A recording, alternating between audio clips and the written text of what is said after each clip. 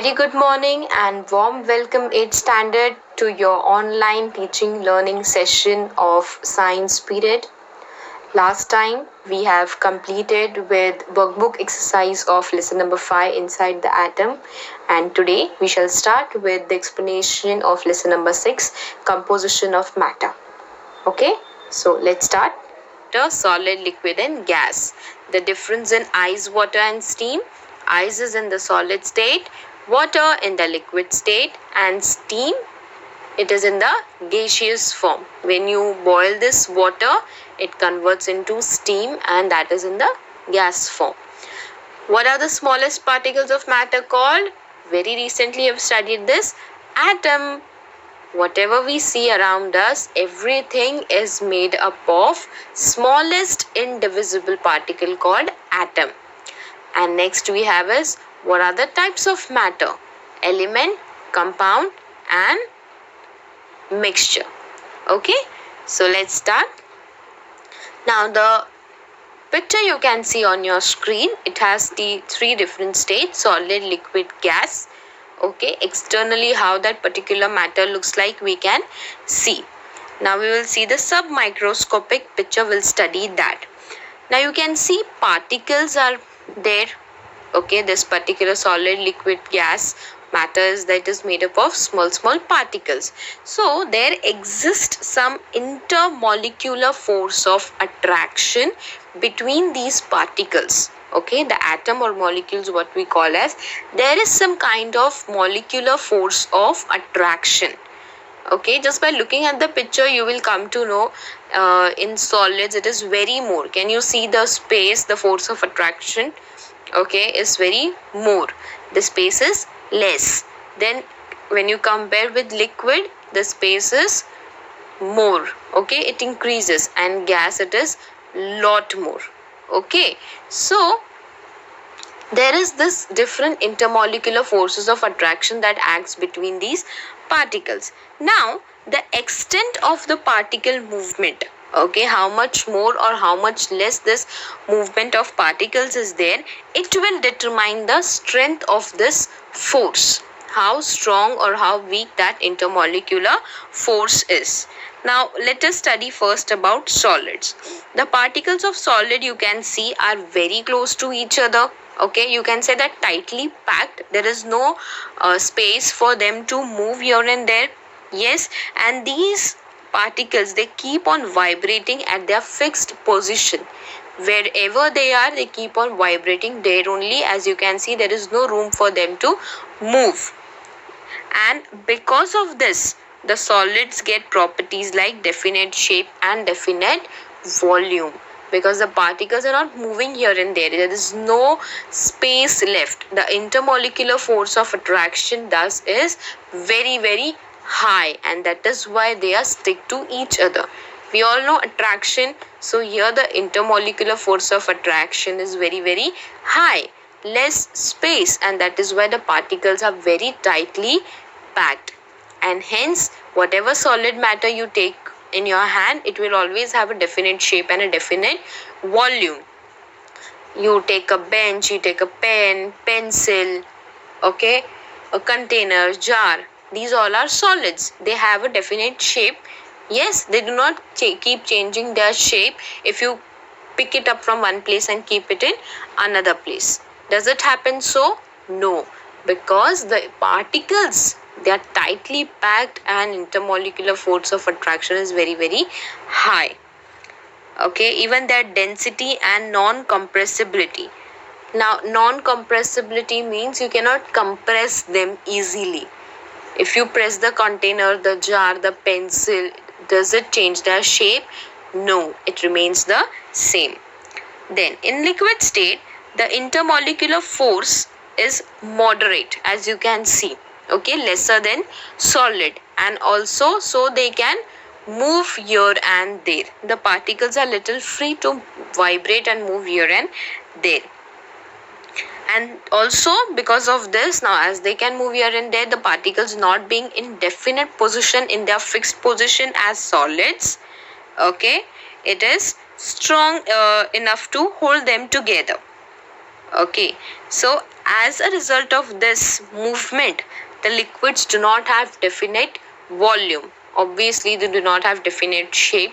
You just put them in any particular vessel, they will they will take the shape of that particular vessel. We all know this, right? Water, you put it in a jar, you put it in a cup, you put it in a glass, it will occupy that volume, that space, and also take that shape, because the particles here, the force of attraction between them is lesser than solids. They have fluidity, yes.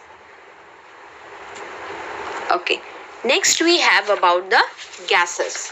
Here the intermolecular force, as you can see, is very weak. Okay, the space is very more, and so obviously the particles can move a lot. When in the class, if all the students are present, you all are fixed on your place. You cannot keep changing your places or randomly move around, yes or no? But when there is no teacher in the class, or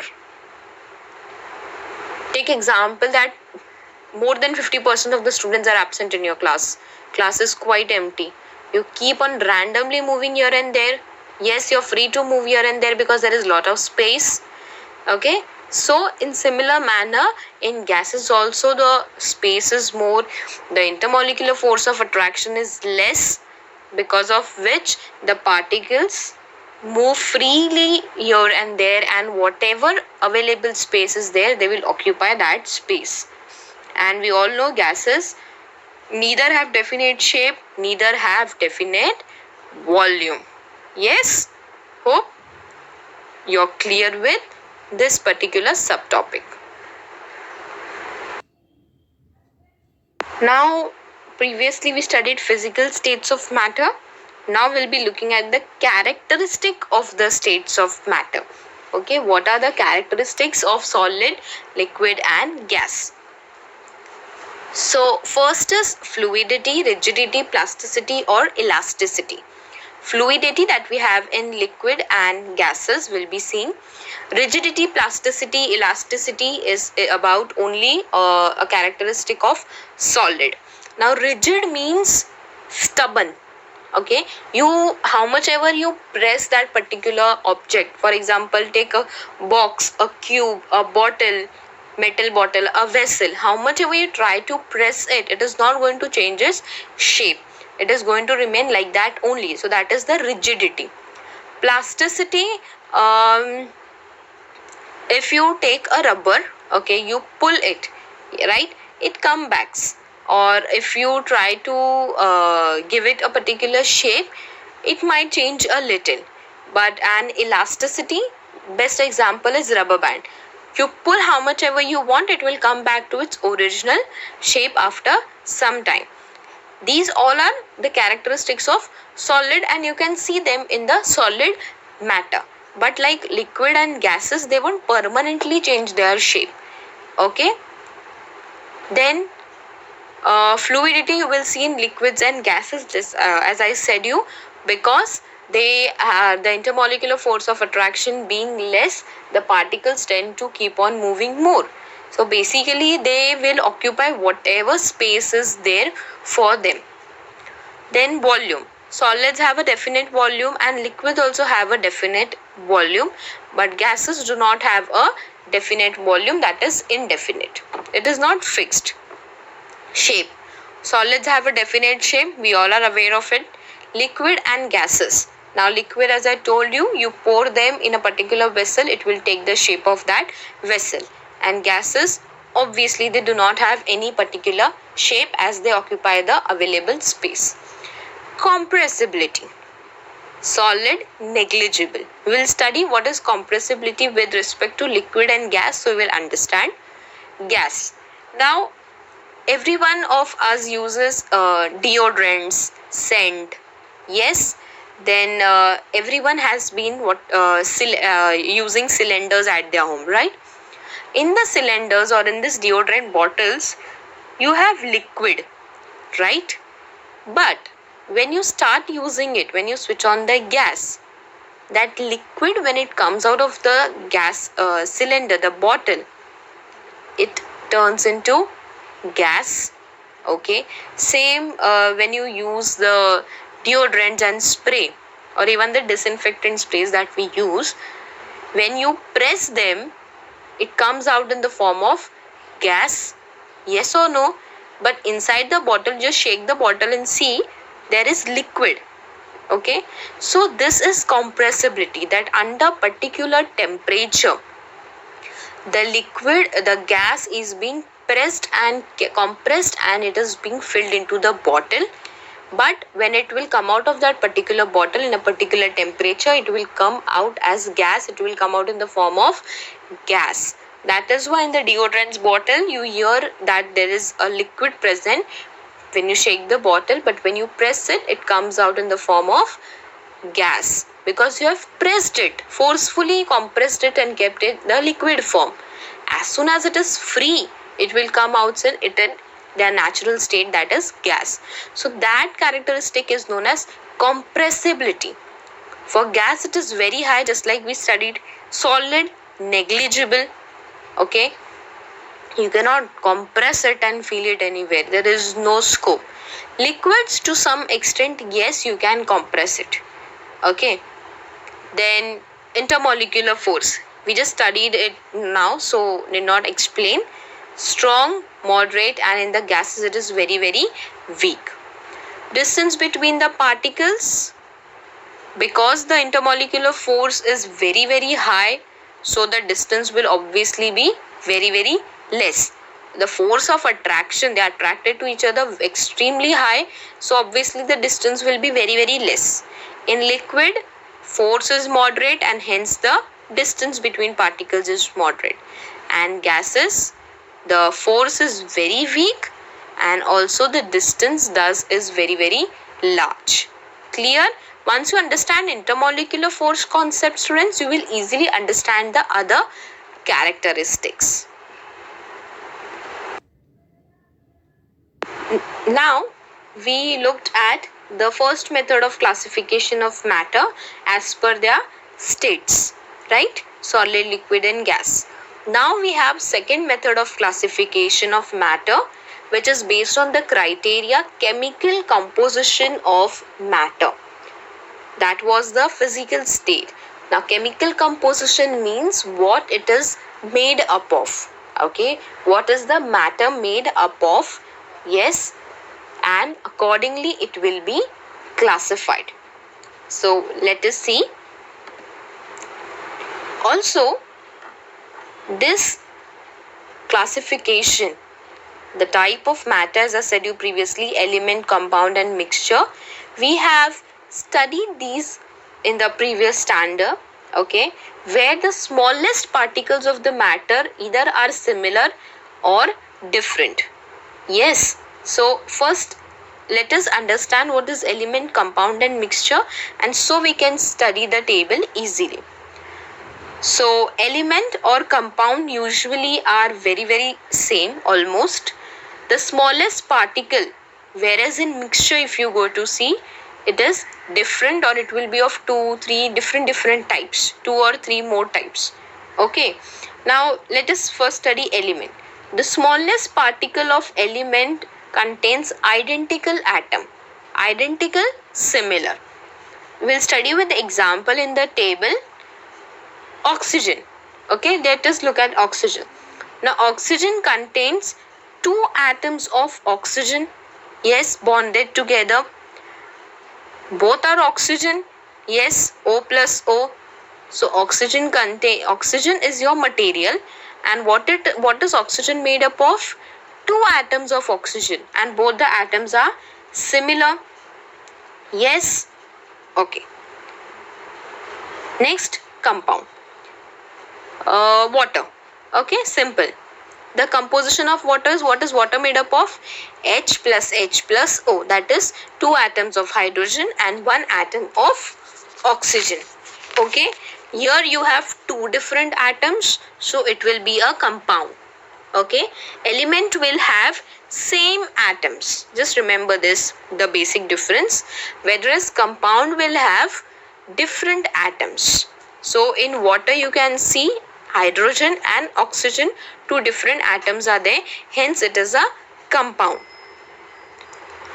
So smallest particle of compound are formed by joining two or more types of atom, right? Like I told you the example of water. Clear? Third, mixture. See, mixture, the word itself tells you that it will be a mix of lot of things. Yes, not just one or two, but many different particles would be there in that. Let us take the example of air. You have nitrogen present in air, oxygen present, argon, water also you have, then carbon dioxide and many such. Okay, different constituents are there. A very good example of mixture I'll give you is the bhel that we eat. How many things do you put in the bhel? You have so many, 5 to 6, 6 to 7 items being put up in the bhel. So it is a mixture. Yes or no? Then you can see brass. Okay, brass, one of the material, it is a mixture. Why? Because it is made up of copper and zinc atoms. Okay, copper and zinc atoms together make up a material called as brass.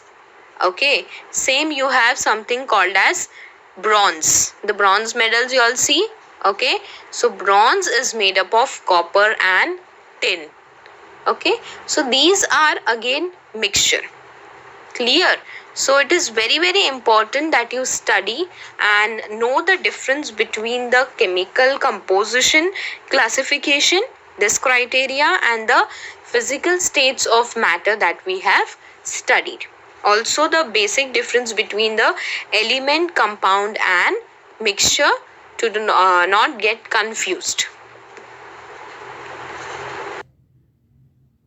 Here you have some more properties of element, compound and mixture to understand and to study. So examples are also very clearly given with some schematic representation, the microscopic picture.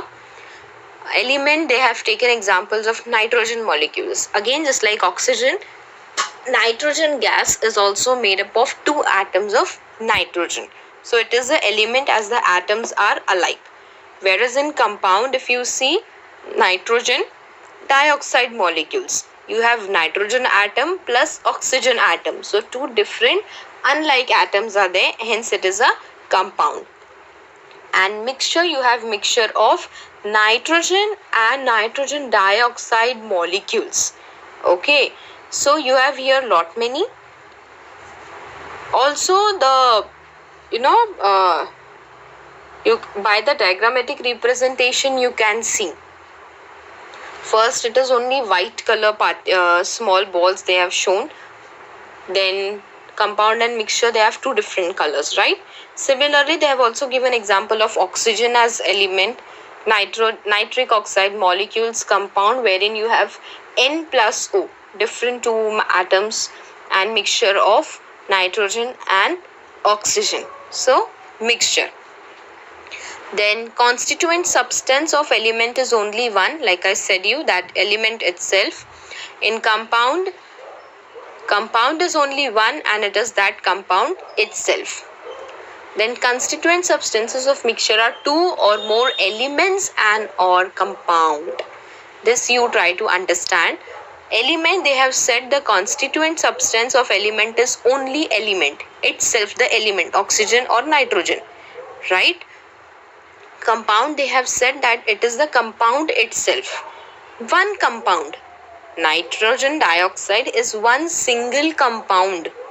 Yes, you do not have one more compound mentioned there.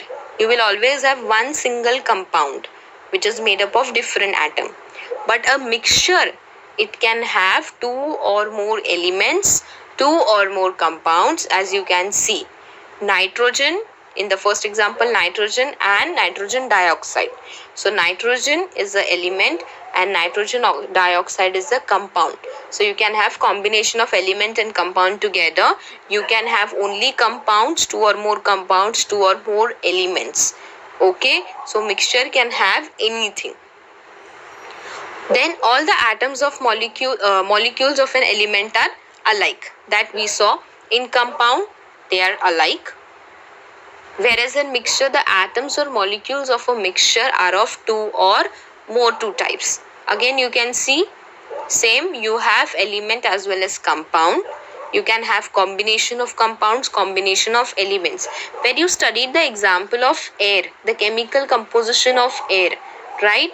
You have nitrogen, you have oxygen, you have water, which is a compound, you have carbon dioxide, which is a compound, right? So air has a mixture. Air is a mixture of both elements and compounds.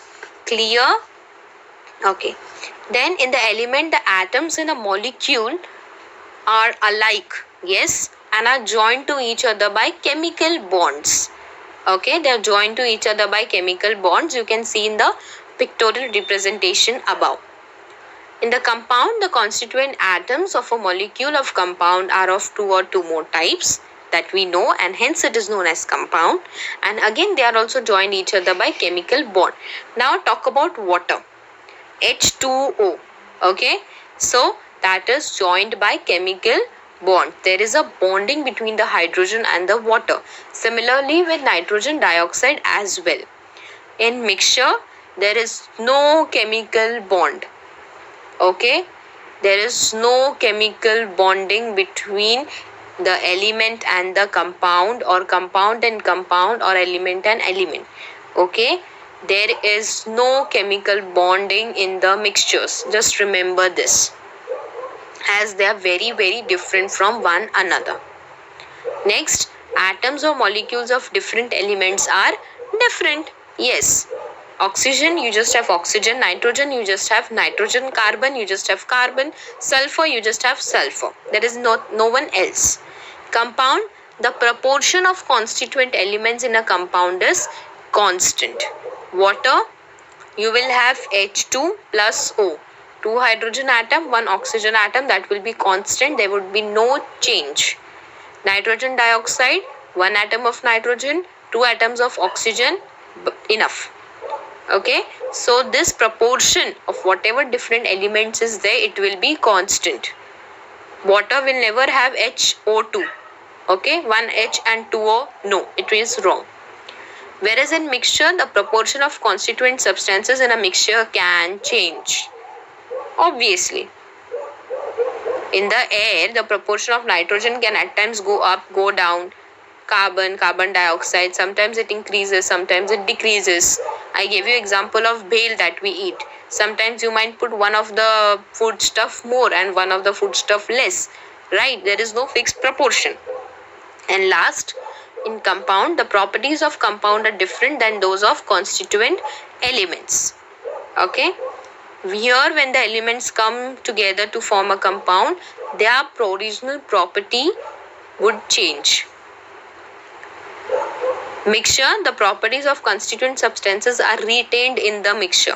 They can get back to its original properties. Okay, till now we studied the chemical composition of the matter. Now we are going to look at types of element. Okay, element, compound and mixture. From that we'll be first looking at type of element. How many different types of element we have. Now this we would be studying in detail in the very next chapter, that is lesson number 7, metals and non-metals. Here you do not have to go in that much detail. There are different types of metal, non-metal and metalloid. You have different properties of each. Okay, shine, some have shine, some don't have, some create sound, some don't create sound. Okay, some can be changed into different shapes, whereas some elements cannot.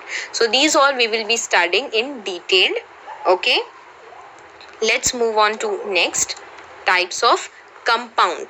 We have studied types of element, then we have types of compound. We also have types of mixture in the further part of the lesson.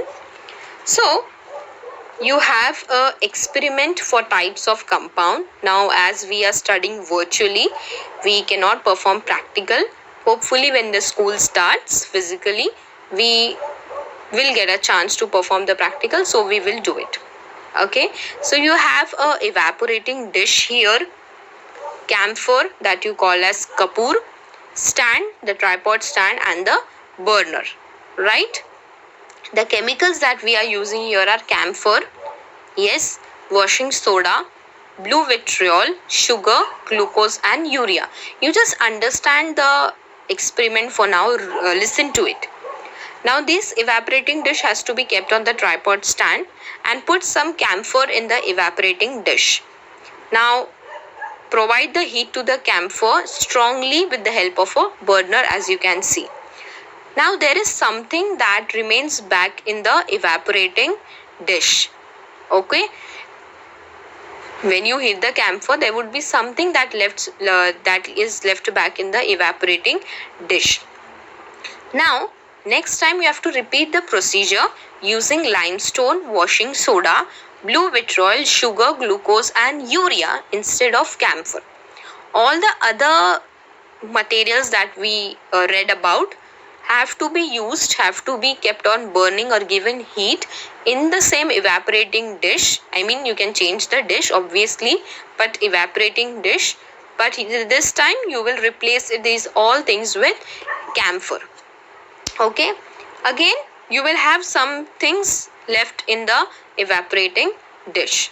So now these all things, if you perform practically, you understand it better, but still. Now in the above activity that we'll be performing or we would perform, you can also try to find out on the YouTube if you get this experiment to understand it more better, that heating strongly some compounds give residue while others do not give any residue, or they might leave blackish residue. Okay, now whatever black residue you find in the evaporating dish, it is made up of carbon. That material that leaves black residue after burning, just remember that material is always carbon, and these are known as organic compounds or carbon compounds. Okay, when such compounds such as are strongly heated in the presence of air, and air has oxygen, to form some gaseous substances. In case the combustion if not complete, we have studied combustion, black colored carbon remain behind as residue. Now carbon compounds example I'll give you best is carbohydrate, protein, hydrocarbons such as petrol, cooking gas. You might have seen when petrol is burnt, what colored this you see from the vehicles smoke, that is black color. That means that petrol or diesel will has carbon in that, and hence it is a carbon compound. Easy to understand. So wherever black color residue is left after burning, that material is made up of carbon, hence it is known as carbon compound.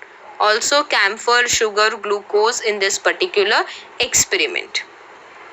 Next we have the compounds that decompose on strong heating to leave a residue. They are called as inorganic compound. Okay, they are inorganic, they won't have carbon. Here examples would be common salt, soda, blue vitriol, limestone. Okay, and lastly we have complex compound. Here the molecules of compounds will have a complex structure formed by many atoms. Complex word itself says it difficult, right? So complex compound will have many number of atoms, yes, and whatever that structure is there of that particular compound, so at the center they have metal atoms. Okay, chlorophyll we have studied in plants lesson, that contains magnesium, hemoglobin. Hemoglobin contains iron, which is a metal. Cyanocobalamin, that is vitamin B12. Okay, the vitamin B12 is known as cyanocobalamin.